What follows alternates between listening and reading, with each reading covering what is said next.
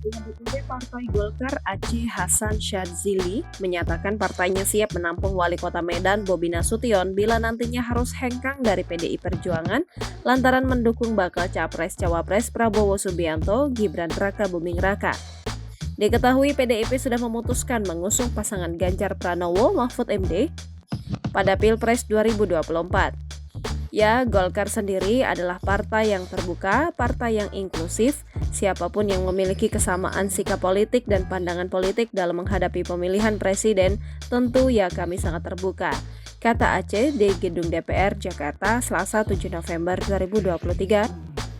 Selanjutnya pihaknya tak akan ikut campur persoalan yang terjadi di internal partai berlambang banteng moncong putih tersebut.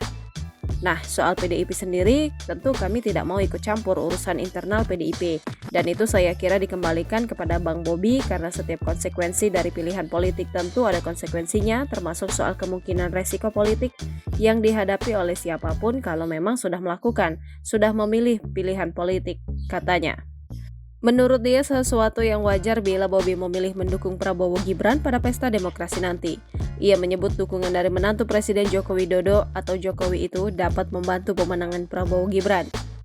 Tentu pasangan Prabowo Gibran sangat terbuka untuk mendapatkan dukungan dari siapapun, apalagi dukungan tersebut muncul dari Pak Bobi Nasution ya, yang juga Wali Kota Medan.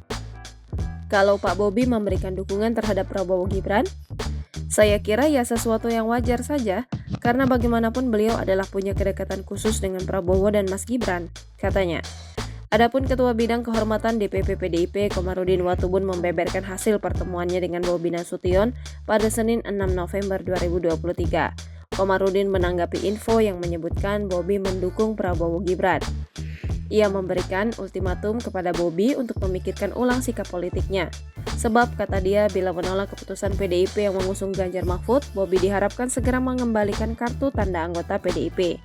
Kalau begitu kamu tetap memilih, silahkan kembali pikirkan baik-baik, kembalikan KTA di DPC Medan, kata Komarudin Senin seperti dikutip dari video YouTube Kompas TV.